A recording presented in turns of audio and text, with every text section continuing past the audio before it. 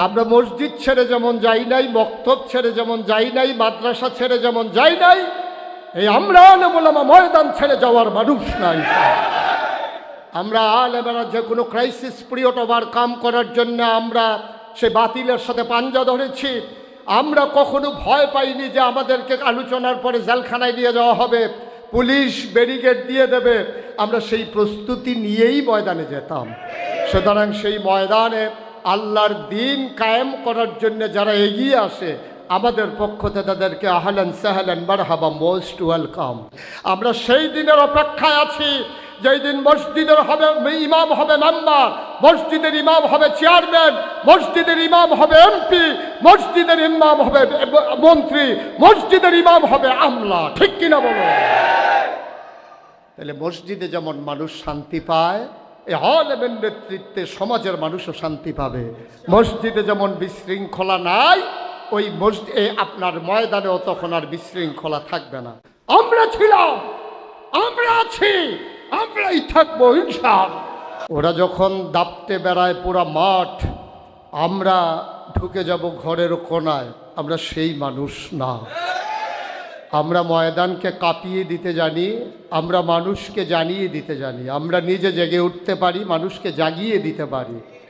কিন্তু আজকে এই রুমটা ঘুমের জন্য খুব ভালো হয়েছে, আলোচনার জন্য খুব বেশি সুন্দর না।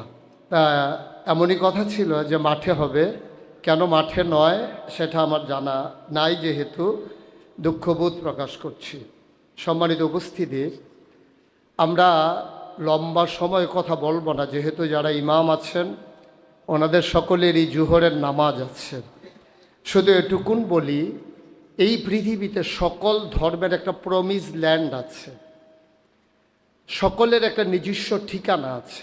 যেমন হিন্দুদের জন্য আছে ভারত, এইভাবে সবার জন্য একটা নির্দিষ্ট আঙ্গিনা আছে, যেখানে গেলে সে প্রাউড ফিল করে, নিরাপত্তা বোধ করে। কিন্তু আফসোস হচ্ছে আমাদের মক্কা, আমাদের মদিনা থাকার পরেও সেটা কিন্তু আমাদের প্রমিস ল্যান্ড না। পৃথিবীর সবচেয়ে বড় কোনো মানুষও সেখানে নাগরিকত্ব পায় না, না মর্যাদার দিক থেকে না সম্মানের দিক থেকে কোনোভাবেই তাকে সেখানে স্থায়ীভাবে বসবাস করতে দেয়া হয় না। এটা হচ্ছে আমাদের 1 নাম্বার ক্রাইসিস। এই ক্রাইসিস থেকে ওভারকাম করার জন্যে আমাদের হয়তো কোনো ভাবনা নাই। কোনো এক সময় যদি সৌদি সরকার মনে করে মক্কা এবং মদিনা কেন্দ্রিক গোটা পৃথিবীর মুসলমান যেহেতু আবর্তিত, এটাই আমাদের প্রমিস ল্যান্ড এবং এটাই আমরা মনে প্রাণে বিশ্বাস করি। বন্ধুগণ, তাহলে এই বাংলাদেশ যেখানে শতকরা 92 জন লোক মুসলমান, টেকনাফ থেকে তেঁতুলিয়া, রূপসা থেকে পাথুরিয়া, সুন্দরবন থেকে বান্দরবন, আপনি সকল জায়গায় দেখবেন যে এই বাংলাদেশ মসজিদের দেশ, এই বাংলাদেশ মক্তবের দেশ, এই দেশ আলেম ওলামার দেশ। এখানে হাওলাত করে রাস্তাঘাটে আলেম দেখা লাগে না, আপনি হাঁটতে গেলেই আলেমের সাথে দেখা হয়ে যায়। কিন্তু কেন আজকে এখনও আমরা পশ্চাদপদ? কেন আজকে আতাউর ভাই একটা কথা আমার হৃদয়ে দাগ লেগেছে যে আপনাদের সাহায্য চাই। আতাউর ভাই আমাদের সাহায্য নেবে না আমরা আতাউর ভাইকে সাহায্য করা? আতাউর ভাইকে তো সাহায্য করব আমরা। আমাদের কাছ থেকে উনি সাহায্য চাইবেন কেন? আমাদের কাজটা উনি করতে এসেছেন, যেই কাজটা ছিল আমাদের করা। আল্লাহর জমিনে আল্লাহর দিন কায়েম করার দায়িত্ব সাধারণ মানুষের না আলেমের? তো উনি আমাদের কাছে সাহায্য চায় কেন? আমরা না ওনাকে বলবো যে ভাই সাইয়ের আপনি কিন্তু চলে যাইয়েন না, আপনি আমাদের সাথে থাইকেন, আমরা কিন্তু আমরা এই যেই কাজটা করতেছিলাম আপনি আসছেন, আপনি কোনোভাবেই কিন্তু আমাদেরকে ফেলে চলে যাবেন না। আমরা এতদিন অভিভাবকত্বের শূন্যতায় ছিলাম, আজকে আপনাকে যেহেতু আমরা সামনে পেয়েছি, আমাদের মনের চাওয়াগুলোকে পাওয়ায় পূর্ণতা দিতে গিয়ে আপনার মতো একজন মানুষ পাওয়ার পরে আমরা যেন মুখ থুবড়ে না যাই, এই এনশিওর করার দরকার ছিল আমাদের পক্ষ থেকে। ঠিক কিনা বলেন? উনি অথচ আমাদেরকে নিশ্চিত করে আপনারা থাইকেন। আরে আপনি না থাকবেন, আমরা তো আসি। আমরা মসজিদ ছেড়ে যেমন যাই নাই, মক্তব ছেড়ে যেমন যাই নাই, মাদ্রাসা ছেড়ে যেমন যাই নাই, এই আমরা আলেম ওলামা ময়দান ছেড়ে যাওয়ার মানুষ নাই। আমরা আলেমেরা যে কোনো ক্রাইসিস পিরিয়ড ওভারকাম করার জন্য আমরা সে বাতিলের সাথে পাঞ্জা ধরেছি। আমরা কখনো ভয় পাইনি যে আমাদেরকে আলোচনার পরে জেলখানায় নিয়ে যাওয়া হবে, পুলিশ ব্যারিকেড দিয়ে দেবে। আমরা সেই প্রস্তুতি নিয়েই ময়দানে যেতাম। সুতরাং সেই ময়দানে আল্লাহর দিন কায়েম করার জন্য যারা এগিয়ে আসে, আমাদের পক্ষ থেকে তাদেরকে আহলান সাহলান মারহাবা, মোস্ট ওয়েলকাম। আমাদের ভুবনে আপনাদেরকে স্বাগতম। যারা আপনারা এসেছেন, আপনি ইচ্ছে করলে ঢাকাতে থাকতে পারতেন, আপনি ইচ্ছে করলে অন্য কোনো কাজে থাকতে পারতেন। এ অজপাড়াগে নিবৃত পল্লীতে সকাল থেকে সন্ধ্যা আপনার দৌড়ানোর কোনো দরকার ছিল না। আমরা প্রাউড ফিল করি, আমরা গর্ববোধ করি, আমরা কসবাবাসী, আখাউড়াবাসী আতাউর ভাইয়ের মতো একটা মানুষ পেয়েছি। এটা আমাদের জন্য গর্বের, অহংকারের। পাশাপাশি আমার বিনয়ের সাথে আরেকটা মিনতি আছে, আল্লাহ না করুক, আল্লাহ না করুক কোনো কারণে যদি আতাউর ভাই ছিটকে পড়ে, অর্থাৎ কোনো কারণে আল্লাহর ডাকে সাড়া দিয়ে যেতে হয়, আজকে থেকে প্রস্তুতি নিতে হবে 2 নম্বরে কে আসবে, 3 নম্বরে কে আসবে। এইটাই হচ্ছে মূল প্রস্তুতি। এই প্রস্তুতি না থাকলে কিন্তু আপনারা আগাইতে পারবেন না। গাছ বড় হবে, এর আগে আগেই গাছটা যেন ভেঙে পড়ে না যায় বাতাসে, তার জন্য খুঁটি রেডি করে রাখা লাগবে। বন্ধুগণ, আজকে আমাদের যত সমস্যা, এই সমস্যা থেকে উত্তরণের জন্য আমাদের কিছু কাজ করতে হবে। এটা দিন কায়েম বলেন, দিনের প্রচার প্রসার বলেন, আমাদের অনেকগুলো কাজ। কিন্তু আমরা যারা উলামায়ে কেরাম, আমরা যারা ইমাম সাহেবান, আমরা কিন্তু আমাদের দায়িত্ব ভুলে গেছি। আমি যদি বলি আপনার কি কাজ, আপনি বলবেন, তাড়াহুড়া করে বলবেন যে হুজুর মসজিদে গিয়ে জামাত ধরা লাগবে, এটাই মূল কাজ। কেন? আপনি এতদিন ধরে ইমামতি করেন, আপনি না থাকলে একজন লোক জুহরের নামাজ পড়াইতে পারবে, আপনি তৈরি করতে না পারা, এটা আপনার সবচেয়ে বড় ব্যর্থতা। আপনি 3 দিন থাকবেন না, সমস্যা কি? আপনি 5 জন লোক রেডি করে রাখবেন, আমার পরে আমি না থাকলে উনি ইমামতি করবেন, উনি না থাকলে উনি ইমামতি করবেন। রাসূল সাল্লাল্লাহু আলাইহি ওয়াসাল্লাম তো এই কাজটাই করেছিলেন। তিনি যখন শয্যাশায়ী হয়ে গেলেন, মৃত্যুর সাথে যখন তিনি অপেক্ষার প্রহর গুনছিলেন, তখন কি সেদিন আবু বকরকে দাঁড় করিয়ে দেননি? তখন কি প্রস্তুত ছিল না উমর? তখন কি প্রস্তুত ছিল না ওসমান? তখন কি প্রস্তুত ছিল না আলী, তালহা, জুবায়ের, আব্দুর রহমান ইবনে আউফ, সাদ ইবনে রাবিয়া? সে মানুষগুলো তো অটল পায়ে দাঁড়িয়েছিল। নবীর দায়িত্বের বোঝাটুকুন কাঁধে নিতে পারে তেমন করে নবীজি দারুল আরকাম থেকে শুরু করে মদিনার 10 বছরের জিন্দেগির 63 বছরের হায়াতে জিন্দেগিতে তিনি তিল তিল করে তিনি এমন মানুষ তৈরি করেছিলেন। এই জন্যই পৃথিবীতে সার্থক মানুষ বলা হয় নবীকে। তিনি নিজে সৎ পথের অনুসারী ছিলেন এবং একদল মধ্যে মুজাহিদ সৎ পথের অনুসারী হিসেবে তৈরি করতে পেরেছিলেন। পৃথিবীর যত নেতা দেখবেন তিনি বড় নেতা, কিন্তু তার অল্টারনেট নাই। তার বিপরীতে তার জায়গায় স্থলাভিষিক্ত করার মতো কোনো লোক তৈরি করতে পারেন নাই। এটা হচ্ছে তাদের ব্যর্থতা। আর আমার নবীর সার্থকতা হচ্ছে তিনি বলে গিয়েছিলেন তার অবর্তমানে দিন যেন থমকে না যায়, দিন যেন আটকে না যায়, এজন্য একদল মধ্যে মুজাহিদ তিনি তৈরি করেছিলেন। তাইলে 1 নম্বরে আমরা যারা ইমাম, যে কোনো যুদ্ধের ময়দানে যে কোনো সময় ঝাঁপিয়ে পড়তে পারে। ফজরের আগে ডাক আসবে, কসবা আসতে হবে। সুতরাং ফজরের নামাজ কে পড়াবে, এই চিন্তা যদি আপনার ভিতরে কাজ করে, তো আপনি কসবা আসবেন কেমনে? আপনি কি চাকরি করবেন না কসবা আসবেন? তো কসবা আসতে গেলে আপনার অল্টারনেট ইমাম কি আপনি তৈরি করেছেন? আপনি কসবা এসে পড়ছেন, গিয়া দেখছেন যে চাকরি নাই। উনি যে কসবা চলে আসবে, কারি দিয়েছেন চাকরি, খাইবেন ধরা, উপায় নাই। বন্ধুগণ, আজকে সবচেয়ে বড় সমস্যা হচ্ছে ওলামায়ে কেরামকে এক পাল্লায় নিয়ে আসা। ইমাম কারজাবি তিনি একবার একটা কনফারেন্স ডাকলেন যে আমি সকল ওলামায়ে কেরামের ভিতরে ঐক্যবদ্ধতা চাই। উনি 3 দিন 7 দিন গবেষণা করলেন, আলোচনা হলো, পর্যালোচনা হলো, আমাদের এক হওয়া দরকার। যাওয়ার সময় উনি মতবাদগুলো দেখে আক্ষেপ করে বলেছিলেন, এই সম্মেলনের পরে আমি এই সিদ্ধান্তে উপনীত হয়েছি, আলেমদেরকে কখনো একসাথে করা যাবে না।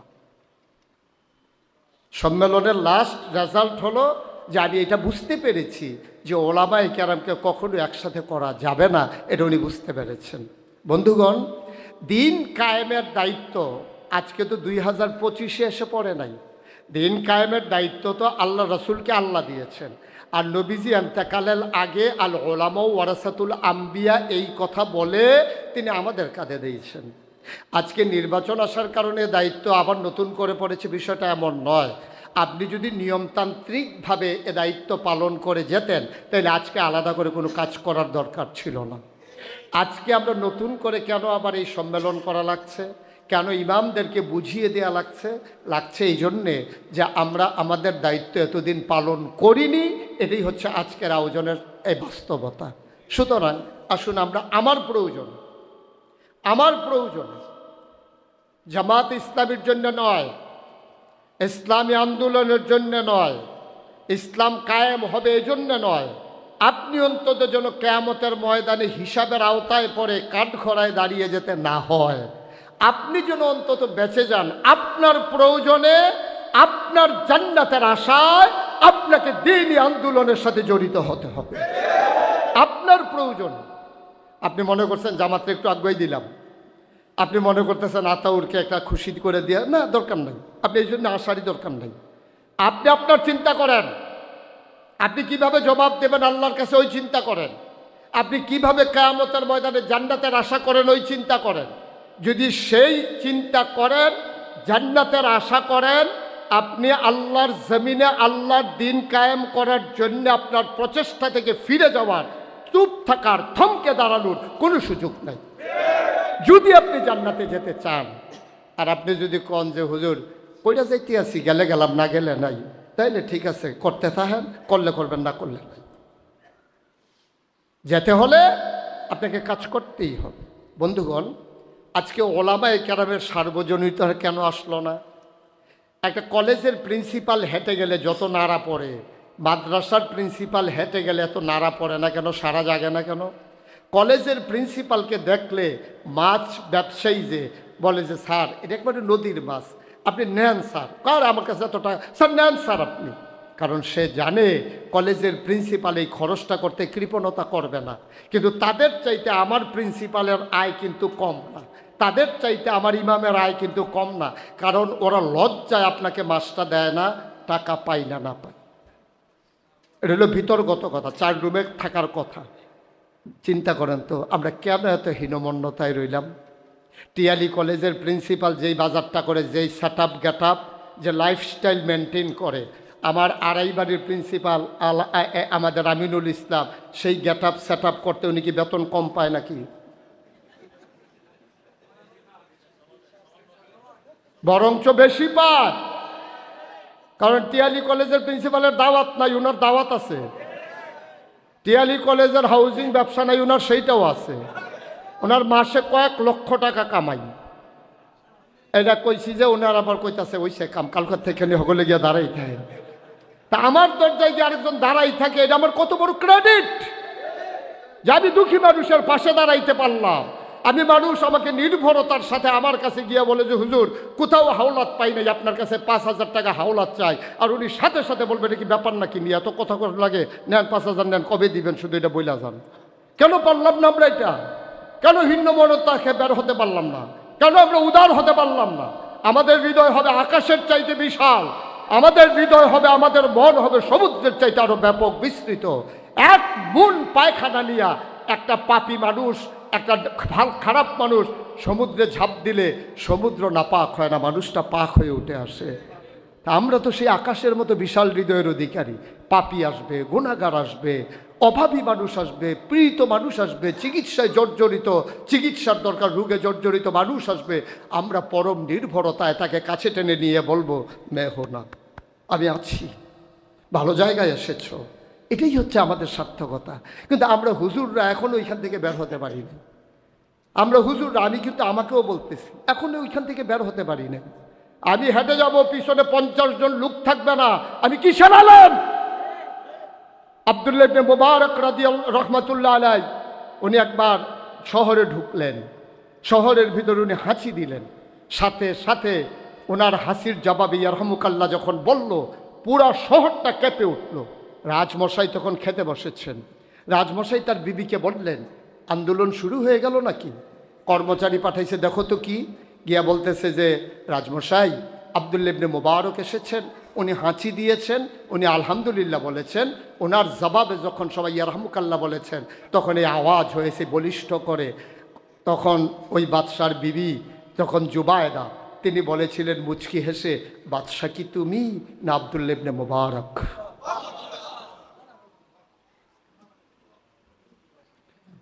তুমি তো বাদশা না, আব্দুল্লাহ ইবনে মুবারক বাদশা, যে মানুষটা হাঁচি দিলে হাঁচির প্রত্যুত্তরে জমিন কেঁপে ওঠে, ওই তো আসল বাদশা। ওরা মানুষের হৃদয়ে বাস করে, তুমি বাস করো শাসন ক্ষমতায়। বন্ধুগণ, এই কাজটা আমাদের করা লাগবে। বিনয়ের সাথে বিনতি আমার, আমি আপনাদেরকে আন্ডার এস্টিমেট করতেছি না, আমি জাগাতে এসেছি। আপনি ঘুম ঘুম ভাবতো, আমি একটু জাগিয়ে দিতে এসেছি। লাইফস্টাইল চেঞ্জ করেন, লাইফস্টাইল চেঞ্জ করেন। একেবারে ভিতরগত কথা, আপনার সাথে ঘামের গন্ধ থাকবে কেন? ঘামের গন্ধ যেন না হয় এই জন্য অনেক ধরনের আপনার জিনিস বের হয়েছে, আপনি ওটা গোসলের পরে ইউজ করেন। আপনার দাড়িগুলো উস্কু খুস্কু থাকবে কেন? কি কারবার কি কেন? আপনি দিন দুনিয়া সাইডা দিচ্ছেন। আমি যারা এই বাংলাদেশের সবচেয়ে অলি বড় যারা, যাদেরকে কয়, আমি তো তাদের সম্পর্কে জানি। উনি অলি, দাঁত মাজার কথা মনে থাকে না, উনি অলি, পাঞ্জাবি স্ত্রী দিতে মনে থাকে না, উনি আল্লাহর অলি। জমিন কিনতে কিনতে এক গ্রাম থেকে আরেক গ্রামে চলে যায়, ওইটা পারে ভালো, ওইটা পারে ভালো। উনি আল্লাহর অলি, তো দাঁত মাজার কথা মনে নাই। উনি আল্লাহর অলি, চায়ের সাথে চা পাতা শুদ্ধা খাইয়া ফেলায়। আহা, আমি তো চায়ের সাথে চা পাতা খাইয়া ফেলাইছি, মুড়ি দ্বারা সবাই কই সুবহানাল্লাহ। উনি চা খাইতে পারে না, নাউজুবিল্লাহ বলা দরকার। যে আপনি ওখানে চা খাওয়া শিখছেন না, কদিন পরে ভট্টরি মুছে দেবেন গা, আপনি আর শিখবেন কবে? আবার মুড়ি দ্বারা কই সুবহানাল্লাহ, আমরা হুজুরের দিন দুনিয়ার খবর নাই রে। অলি বুজুর্গ, আপনি খ্যাত রাখতে রাখতে এই পাত্রেতে এই পাত্র যান, আরেক মৌজাব জিজ্ঞা গেছেন আপনি, এই সময় আর আপনার দিন দুনিয়ার খবর থাকে ভালো। তাইলে এক নম্বরে আমাদের লাইফস্টাইল চেঞ্জ হবে। আমাদের পাশে মিশতে আসলে মানুষজন আবার মিশে আসে। আহা, আমরা তো রাসূলের অনুসারী দাবি করি। রাসূলের হাতের সাথে কেউ হাত লাগিয়ে যখন মুসাফা করতেন, কাফের বেদিনেরা ওনার হাত ছাড়তে চাইতেন না। ওনার হাতটা ছিল পশমের একেবারে রেশমি কাপড়ের মতো নরম, উনি দিয়ে রাখা, উনিও টানতেন না, হাত কখনো টেনে নিতেন না। আগে আগে মুসাফা করত, সবাই ধরে রাখত। নবীজির পুলক অনুভব করত। নবীর সাথে যখন মিশত মানুষ, জান্নাতি গায়ের গন্ধ তারা প্রাণ ভরে নিয়ে নিত। কিন্তু আমাদের ভিতরে এমন হবে কেন? সবাই দামি আতর ব্যবহার করবেন, ঘামের গন্ধ যেন না হয়, প্রয়োজনে ডেলি 2 বার গোসল করবেন। আপনার দাড়ি মুছগুলো আপনি পরিশীলিত করে রাখবেন। আপনাকে দেখলে যেন শুধু আপনার স্ত্রী না, গোটা পৃথিবীর মানুষ যেন আকাঙ্ক্ষা করে, মানুষও কি এত সুন্দর হয়? সুবহানাল্লাহ বলবেন না? আপনি এমন হবেন। আপনি কালো হতে পারেন, চেহারায় নোর থাকবে। আপনি খাটো হতে পারেন, আপনার স্টাইল থাকবে। আপনার হাঁটার ভঙ্গি হবে একরকম, আপনার কথা বলার স্টাইল হবে অন্যরকম। আপনি ইমামকে পাত্তা দেওয়ার মতো সুযোগ আছে নাকি মিয়া? আপনি আল্লাহু আকবার বললেই তো সে রুকুতে যায়। যেই মানুষটাকে আপনার আল্লাহু আকবার বাঁকা করে দেয়, যেই মানুষটাকে আপনার আল্লাহু আকবার এই বিছানার ভিতরে নাক মুখ চোখ মাটিতে লাগাই দেয়, সেই মানুষের কথা শোনার সময় আমাদের নাই। আমার আল্লাহু আকবার কি কম দামি আল্লাহু আকবার? আমি বললে বাকসুজা মানুষ বাঁকা হয়, আমি বললে দাঁড়ানো মানুষ সেজদায় পড়ে যায়, আমি বললে ডাইনে বামে মাথা ফিরায়, এর আগে মাথা ফিরানোরও ক্ষমতা নাই। আমি তো সেই মানুষ। আপনার সম্পর্কে আপনার ওভার কনফিডেন্স থাকা লাগবে, আত্মবিশ্বাস থাকা লাগবে, আত্মমর্যাদা বোধ থাকা লাগবে। আপনি যদি নমনম করেন, তাইলে আপনাকে মানুষ মর্যাদা দেবে কেন? দেবে কেন? এই জন্য নিজে ধনী হওয়া লাগবে। আলেমেরা ধনী হওয়া লাগবে, কোনো গরিব আলেম আমি দেখতে চাই না। আলেম ধনী হওয়া লাগবে। আচ্ছা, কেন ধনী হওয়া লাগবে? আপনি যদি ধনী না হন, তা আপনারা ফেতরার টাকার জন্য গিয়ে আরেকজনের কাছে দাঁড়াই থাকবেন। জাকাতের টাকার জন্য, কাপড়ের জন্য, আপনার বউয়ের কাপড়ের জন্য আপনি ধনীর মানুষের বাদ্যার রয়েছেন। আপনারা দেখেই ওই যেই লোক জাকাত দেবে দিছে ধমক, সব জায়গায় আপনারে পাওয়া যায়। আপনি নাদান মানুষ হয়ে গেছেন, আপনি মরেন না কেন? আপনি জাকাত দেওয়া লোক আপনারে কয় যে আপনি নাদান হয়ে গেছেন, আপনার মৃত্যু হয় না কেন? কত মানুষ দিয়ে ঠাডা ফুড়া মরে, কেন আপনি এখনো গরিব রইলেন? গরিব থাকার পিছনে আপনার কারণ হলো আপনি 5 ওয়াক্ত নামাজের ইমামতি পাইছেন, 7 রাজার ধন, আপনার আর কোনো কাজ নাই। আচ্ছা, আমি ওখানে সহজ করে বলি, হ্যাঁ, আপনি 5 ওয়াক্ত নামাজ পড়েন আর আমরা 5 ওয়াক্ত, আপনি 5 ওয়াক্ত নামাজ পড়ান আর আমরা 5 ওয়াক্ত নামাজ পড়ি। কসবা মডেল মসজিদের যিনি ইমাম, তিনি 5 ওয়াক্ত নামাজ পড়ায়, আর এই মহল্লার যারা সবাই নামাজ পড়ে, তাহলে ওরা নামাজ পড়ে ব্যবসা করে, ওরা নামাজ পড়ে কলেজে চাকরি করে, ওরা নামাজ পড়ে কৃষিকাজ করে, ওরা নামাজ পড়ে বউকে নিয়ে মার্কেটিং করতে আসছে, ওরা 5 ওয়াক্ত নামাজও পড়ে বাচ্চাকে সময় দেয়। আর আপনি ফজর, ওই জুহর, এরপরে আবার আসর, এরপরে মাগরিব, এরপরে এসে আপনি আর কোনো সময় পান না। আপনি নামাজ পড়েন আর সে পড়ে, সে নামাজ পড়ে সব কাজ করে, আর আপনি নামাজ পড়েন বইলা ফজরের পরে আবার একটু ঘুমানো লাগে, জানালা খুইলা তাকাই থাকেন দাওয়াত টাওয়াত আসে কিনা। আপনি নিজের কই নামাইছেন, আপনি কি বুঝতে পারতেছেন? কই নামাইছেন আপনি নিজেকে? কেন আপনি ফজরের পরে এই সুন্দর সময়টা, ফজর থেকে জুহর কত লম্বা সময়, আপনি মসজিদ কমিটিকে বলেন যে ভাই মসজিদের সামনে যে পুকুরটা, এটা তো এমনি পরে আছে, আমার কাছে পত্তন দেন, আমি তো ইমাম, আমাকে লিজ দেন, আমাকে দিয়ে দেন, এটার ভিতরে আবাদ করব। করার পরে অর্ধেক মসজিদের, অর্ধেক আমার। মনে করেন মাসে 5,000 পাইলেন মাছ বিক্রি কইরা, পুকুরের পাড়গুলাতে আপনি পেঁপে গাছ লাগাই দেন। আপনি ঢাকা যখন গেছেন কয়টা টুপি, কয়টা মেসোয়াক, সুরমা, আতর, কাজল যা পান আপনি নিয়ে আসেন। আইনা মসজিদে শুক্রবারে বলছেন ভাই আমি তো আপনাদের ইমামতি করি, তো শুধু ইমামতি কেন করব, চিন্তা করলাম সময়টা কাজে লাগাই, আপনাদের যাদের টুপি লাগে আমার রুমে টুপি আছে, 10 টাকা করে কম দিয়েন, কসবা বাজারে যত বিক্রি করে তার চাইতে 10 টাকা কম দিয়েন। আপনি একটা মেসোয়াক আমার থেকে নিয়েন, সুরমা দেওয়া সুন্নাহ, আপনি দিয়েন, চোখের জ্যোতি ভালো থাকবে। আতর দেবেন, সবসময় আতর নবীজি পছন্দ করতেন, নবীজির 3টা পছন্দের জিনিসের ভিতরে আতর ছিল একটা, আপনিও দেবেন। তাইলে আপনি এখন আতর বিক্রি করছেন, আপনি সুরমা বিক্রি করছেন, আপনি মেসোয়াক বিক্রি করছেন, আপনি হালাল ব্যবসা করছেন, জায়নামাজ বিক্রি করতেছেন, টুপি বিক্রি করতেছেন। এখানে আসলো মনে করেন মাসে 5,000। পেঁপে বিক্রি করছেন, ওই যে পেঁপে গাছ লাগাইছেন ওইখানে পাইছেন মাসে মনে করেন 2,000 টাকা। কি তিতা লাগে নাকি মিয়া? টাকা তিতা লাগে? আপনি যদি বেতন পান 15 আর আদার্স ইনকাম মসজিদের বাউন্ডারিতে থাইকা, মসজিদে ঘুমাইয়া, মানুষের বাইক খাইয়া, ফাওয়ের থেকে 15,000 টাকা যদি এক্সট্রা কামাই আসে, টাকা তিতা লাগে আপনার কাছে? তা আপনি ধনী হবেন কেমন? আপনি তো ফজর ফিরে জোহরের লিগে অপেক্ষা করেন, সাজতে আছেন, রেডি হইতে আছেন, এই মাঝের টাইমটা কি করতে আছেন? আপনি করতেছেন নাকি? আপনি কেন এইভাবে হেলায় হেলায় সময়গুলো আমরা নষ্ট করতেছি? ধনী হইতে নিয়ে কি লাগে? ধনী হইতে কি লাগে? আপনি 1 মাসের লাভের টাকা দিয়া আপনি পাশের জমিনটা আবার রাখেন, এক সময় আপনি জমিন কিনে ফেলতে পারবেন, মসজিদ অঙ্গনে আপনার 10 কাঠি জমিন হয়ে যাবে, কেউ নিয়ে যাবে আপনার জমিন। আপনি মনে করতেছেন যে হুজুর এই জন্য আপনি আসছেন, সব তো দুনিয়ার কথা কইতে আছেন, তো আপনি দুনিয়াতে বাড়ি জিজ্ঞেন না? দুনিয়ার কথা শুনতে যত এত খারাপ লাগে, আপনি আখেরাতে গিয়ে আমার কথাগুলো শুনেন। আপনি আছেন দুনিয়ায়, দুনিয়ার কথা শুনতে মন চায় না। আজকে বউয়ের শাড়ি না কিনা দিয়ে আসান, সংসারই তো টিকবে না, সংসারে তো টিকবে না। আপনি দুনিয়া সুন্দর হইলে তো আখেরাত সুন্দর হবে। দেখেন আশারায়ে মুবাশশিরা যে আমরা বলি 10 জন, কে গরিব ছিল একজনের নাম বলেন? সবাই তৎকালীন জমানায় কোটিপতি, তৎকালীন জমানায় কোটি কোটি টাকার মালিক তারা। এই জন্য আবু বকরকে ধমক দিতে পারে নাই কেন? আবু বকর অর্থনৈতিকভাবে স্বাবলম্বী ছিলেন। আম্মাজান খাদিজাকে টিটকারি মারতে পারে নাই কেন? আম্মাজান খাদিজা অর্থনৈতিকভাবে স্বাবলম্বী ছিলেন। আজকে যদি এই প্রোগ্রামের ভিতরে 50টা ইমাম গাড়ি নিয়ে আসতো, টনট করে যেত এলাকাবাসী, ঠিক কিনা বলেন? 50টা গাড়ি, এটা কসবার ইমাম সাহেবের, এটা প্রিন্সিপাল হুজুরের, ওইটা আইসে ওই ইয়াতে নয়নপুরতে এই গাড়ি লইয়া। আরে হুজুররা করছে কি তারি? তখন কথা কইতে 14 বার চিন্তা করল, কথা কইতে সাবধান, এটি কোনো রিক্সার চড়ুন না হুজুর না, এটি গাড়িওয়ালা হুজুর, সারা ভাড়া লাগাইলে দেখবি। আমরা তো পারি না। এবার বললাম বাইরের দিকের কথা, একটু নিজেরার কথা বলি না। আমাদের আন্তরিকতার বড় খুব অভাব। আমরা একজন আলেম আরেকজনের জন্য আন্তরিকতা দেখাতে পারি না। আমাকে বলল, মনে করেন হুজুর আপনাকে তো দাওয়াত দিছি, এই আড়াইবাড়ির প্রিন্সিপাল হুজুর আপনার সাথে রাখতে চাই। তা আমি যদি কই আর হুজুর বিচাইরা পাইছেন না, আপনি কি আর হুজুর দেখেন না, সোহ লাগে না? উনি একটা হুজুর হইল, আপনি দাওয়াত দিচ্ছেন। কি বললাম আমি যেন আমার নিজেকে হত্যা করলাম, আমি যেন আমার বুকে ছুরি বসাই দিলাম। আমি পারলাম কেমনে এটা?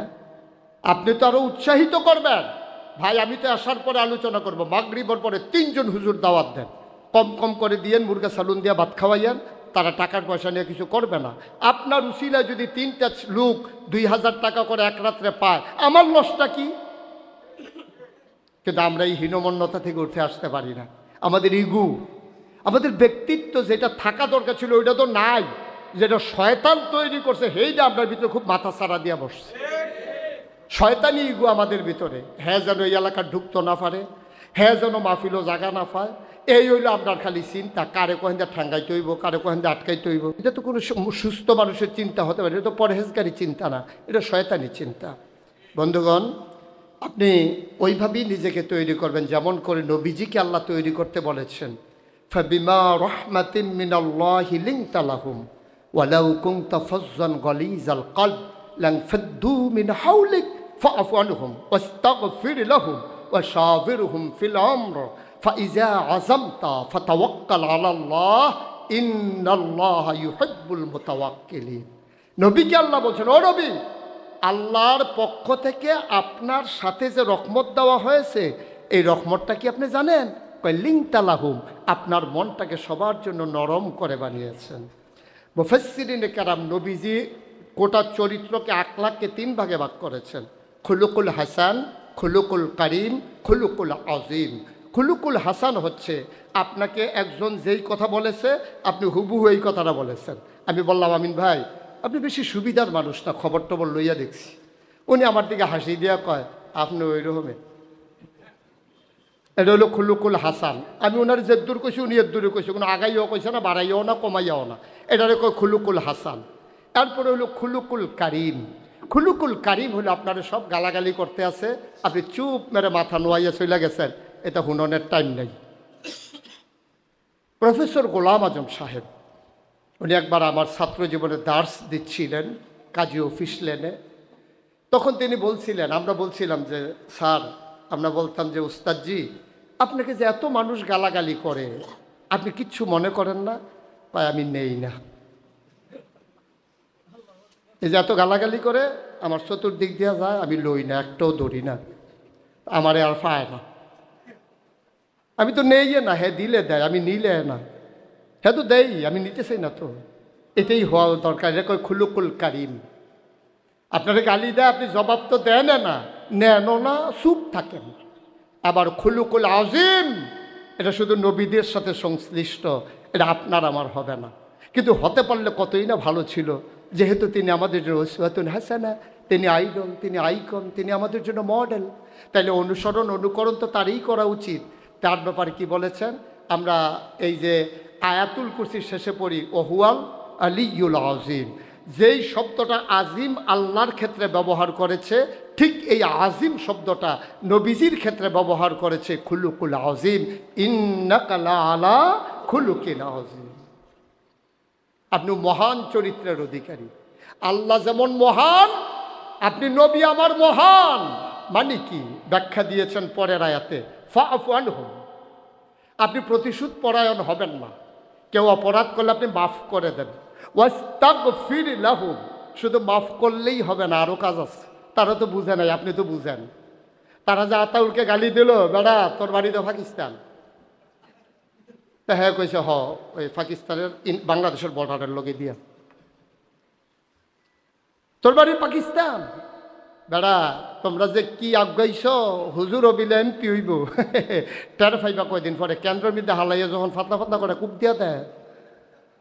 এই কথাগুলো শুইনেও কি করতে হবে? আল্লাহ মাগরিবের পরে, এখন আতাউর ভাই দায়িত্ব, নেতা তো, এখন নেতার দায়িত্ব কি? ওয়াস্তাগফির লাহুম। আপনি তো মাফ করবেনই। আপনি যদি আবার কোন যে তুমি কুবাইবা, আমি খুব পারি না, কত কূপ কুবাইলা, মোহন তো খাইছো না, না এটা দরকার নেই। ফাআফু আনহুম, আপনি মাফ করে দেন। ওয়াস্তাগফির লাহুম, শুধু মাফ করলেই হবে না, তাদের পক্ষ হয়ে নামাজের পরে চুপি চুপি চোখের পানি ছেড়ে দিয়ে তাদের পক্ষ হয়ে মাফ চান। সুবহানাল্লাহ বলবেন না? ওয়াশাবিরহুম ফিল আমর, আর আপনি ওই পরামর্শ, সব কাজের ক্ষেত্রে পরামর্শ করবেন সবাইকে নিয়ে। ফাইজা আযামতা ফাতাওয়াক্কাল আলাল্লাহ, আপনি যখন ঐক্যবদ্ধ পোষণ করবে সবাই মিলে, ভরসা করবেন আল্লাহর উপর। এখন যদি আমাদের কারো মনে এই আসে, আমরা ইমামরা যেমনি একখানো হইছি, এবার নির্বাচন টের পাইবা কি জিনিস। না এটা বল না, ঠিক না তো, এটা বেঠিক। সবসময় ঠিক কইতে কইতে এটা বেঠিক। এটা বলতে হবে যে আল্লাহ আমরা একমত হইছি, ফাতাওয়াক্কাল আলাল্লাহ। ভরসা কার উপরে? আল্লাহর উপর। আবার ভরসা বলতে যদি বুঝেন সব রেডি হন ঘুমা, না নবীজি কিন্তু এটা বলে দিছে ভরসা কারে কয়। সাহাবা উঠ নিয়ে এসে বলতেছে, উঠ ছেড়ে দিয়ে দাঁড়াই দিয়েছে নবীজির কাছে। নবীজি উঠটা বেঁধে আসো, আল্লাহ ভরসা। কারে আল্লাহ ভরসা দেখি তো বানবা, সাইডে দিয়ে কি এর ভরসা। বন্ধুগণ, ইসলামকে আজকে দ্বিখণ্ডিত করা হয়েছে পরিকল্পিতভাবে। রাজনীতি দেয়া হয়েছে একদল জুচ্চুর বাটপার বদমাইশের হাতে, আর মসজিদ মাদ্রাসা খানকা দিয়ে দেওয়া হয়েছে আলেম ওলামার হাতে। এটা পাইয়াই আমরা খুশি না। ইসলামের মৌলিক রূপ দেখেন। নবী যেমন করে মদিনার মসজিদ নববীর খতিব ছিলেন, তেমন করে মদিনা নামক রাষ্ট্রের প্রেসিডেন্ট ছিলেন। আবু বকর সিদ্দিক যেমন করে তিনি মদিনা রাষ্ট্রের প্রেসিডেন্ট ছিলেন, তেমন করে মসজিদে নববীর তিনি খতিব ছিলেন। হযরত উমর অর্ধ পৃথিবীর যখন প্রেসিডেন্ট, তখনও তিনি খুতবা দিতেন মসজিদে নববীর ভিতরে। কোনো আলেমের কাছে খুতবা ছেড়ে দিয়ে আর রাজনৈতিক নেতা হিসেবে রাষ্ট্র পরিচালনার দায়িত্ব নেন নাই। আমরা সেই দিনের অপেক্ষায় আছি যেই দিন মসজিদের হবে ইমাম হবে মেম্বার, মসজিদের ইমাম হবে চেয়ারম্যান, মসজিদের ইমাম হবে এমপি, মসজিদের ইমাম হবে মন্ত্রী, মসজিদের ইমাম হবে আমলা। ঠিক কিনা বলো? তাহলে মসজিদে যেমন মানুষ শান্তি পায়, এই আলেমের নেতৃত্বে সমাজের মানুষও শান্তি পাবে। মসজিদে যেমন বিশৃঙ্খলা নাই, ওই মসজিদে আপনার ময়দানেও তখন আর বিশৃঙ্খলা থাকবে না। বন্ধুগণ, অনেক কথাই বলা যেত, আপনারা সচেতন নাগরিক, যতটুকুন বলেছি গুস্তাকি মাফ কর দিজিয়ে, বেয়াদবি মাফ করবেন। এত বড় বড় হুজুর আমারে পড়াইতে পারবে, সবাই বসে রয়েছে, তারপরও বলার জন্য কিন্তু আপনাদেরকে বলা না, বলাটা হলো আমার জন্য, আমাকে বলা। আমার বলা শোনা থেকে আমি যদি একটু বদলাইতে পারি, আর আমার বদলানোর সাথে আপনিও যদি একটু বদলে যান, প্রাউড ফিল করি, গর্ববোধ করি। আমি আপনাকে নসিহত করতে আসি নাই, আমার নিজেকে আমি জাগাতে এসেছি, আপনাকেও জাগিয়ে দিতে এসেছি। সুতরাং আমি আপনাদেরকে বিনয়ের সাথে আমার মিনতি, জেগে উঠি, গর্জে উঠি, জাগিয়ে দেই জনতা, শুনিয়ে দেই, বুঝিয়ে দেই কোরআনের সব বারতা। সকল ভেদাভেদ ভুলে গিয়ে মাথা উঁচু করে দাঁড়াও আজ, হবেই হবে, হতেই হবে প্রভুর দুনিয়ায় প্রভুর রাজ। আসুন সবাই মিলে আল্লাহর জমিনে আল্লাহর দিনকে আমরা কায়েম করে দেই। আর মোর ভেঙে আমরা জেগে উঠি, চিৎকার করে আমরা জেগে উঠি। আমরা ঘুমিয়ে ঘুমিয়ে আর একটা মুহূর্ত সময় কাটাতে চাই না। সময় এসেছে পাল্লা ধরার, সময় এসেছে নাঙ্গা তরবারি দিয়ে ঝাঁপিয়ে পড়ার, সময় এসেছে সমাজ বদলে দেওয়ার।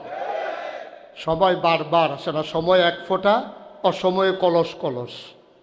অসময়ে কলসে কলসে দিয়েও লাভ নাই, সময় এক ফোঁটা দিলেই কাজের কাজ হয়ে যায়। এটা এখন সময় ফোঁটা দেওয়ার, কলসে কলসে দেওয়া লাগবে না। ঘুমিয়ে ঘুমিয়ে আর না ঘুমিয়ে ঘুমিয়ে কসবার সবচেয়ে সচেতন মানুষ যারা, আমি তাদের সামনে কথা বলছি। কসবার সবচেয়ে জ্ঞানী মানুষ যারা, আমি তাদের সাথে কথা বলছি। যতভাবেই বলা হোক, ওরা হচ্ছে জাতির শ্রেষ্ঠ সন্তান। আমি বলি না, জাতির শ্রেষ্ঠ সন্তান হচ্ছে খায়রুকুম মান তাআল্লামাল কুরআন ওয়া আল্লামাহু। ওরাই জাতির শ্রেষ্ঠ সন্তান যারা কোরআন জানে, কোরআন জানাতে চায়। ঠিক কিনা বলেন? সুতরাং সেকেন্ড সময় আর কাটিয়ে দেওয়ার সময়, প্রতিটি সেকেন্ড, প্রতিটি ক্ষণ, প্রতিটি ঘন্টা, প্রতিটি দিন, প্রতিটি সপ্তাহ হিসাব মেলানোর সময় এসেছে। সবাই মিলে আজকে একটু জেগে উঠি, যেমন কবি ফররুখ জাগিয়ে দিয়েছিলেন, কত যে আধার পর্দা পাড়ায়ে ভোর হলো জানি না তা, নারঙ্গী বনে কাঁপছে সবুজ পাতা, দোয়ারে তোমার সাত সাগরের জোয়ার এনেছে ফেনা, তবু তুমি জাগলে না, তবু তুমি জাগলে না। জেগে উঠুন, গর্জে উঠুন, জানিয়ে দেন আমরা ছিলাম, আমরা আছি, আমরাই থাকবো ইনশাআল্লাহ। সবার জন্য দোয়া করি, সবার কাছে দোয়া চাই।